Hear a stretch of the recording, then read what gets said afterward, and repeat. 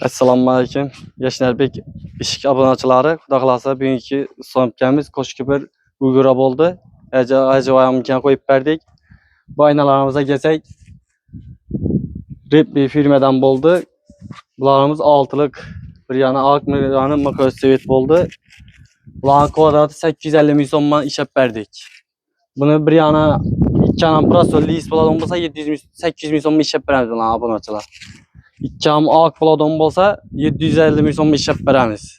Kelishib beramiz. Ob'yom ko'proq bo'lsa, bulara 8 ayna buyurdilar. 700 ming so'm ishab berdik kvadratni akni. Bularga kelsak 800 ming so'm ishab berdik kvadratni kelishgan. Rotor ishkalar qo'yildi. Obязательно eng yaxshi rushkalardan qo'yib berdik. Bu yerda ikki tabaqali temir eshik qo'yib berdik. Bu eshiklarimize kelsak, qaytik uslubda o'tildi.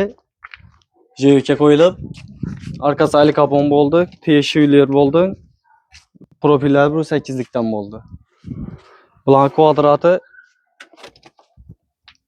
1 million ishab berdik. Ob'yom ko'p bo'lganda 1 million 200 dan ishab o'tirdik. O'zingiz bilasizlar, YouTube kanalimizda ko'rib turasizlar. Bu yerda 8 ayna qo'yib berdik. Elde tarafına 4 tane mikrosevetdan qo'yib berdik, arkasına aklardan qo'yib berdik 4 ayna. Hacıvan içiga kelgan ishlarimiz, yoqdimizsa, ko'ngildagidek bo'ldimi? Hurmatli muxlislar, bu ustamizning ishlari umuman gap yo'q.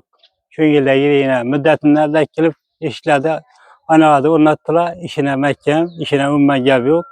İşanmasanız da ben gözüm bilen görüp şuna işanç hasıl ettirmez. Özleriniz gelip görüp işanç hasıl edip zakat versenizler buladı. Umuma işlerinde ne yok. Acayip aynalarım, pullabam, ramam. Hemmesi köngülde gidiyor. Yine gelip görese Uygur'da acayip ki Uygur'dakiler görseniz de gelip görseniz de buladı. Gelip görüp yine zakat verirler.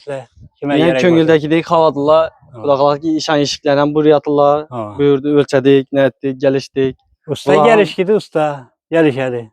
Xudo xolasa içindekilerin ustanıp geçsek şu vaxtı gözetip veremiz. Her daim abone olup koyunlar, like basıp durunlar, komentarlarını yaxşı yazıp durunlar. Yaxşı acaba? Yaxşı, rahmet. Kaslarınızdan acayip gel yokum mesela. Rahmet ülkeler. Razı mısınız bize? Ben razıyım, minnet razıyım. Kaslarınızdan bereket tapın.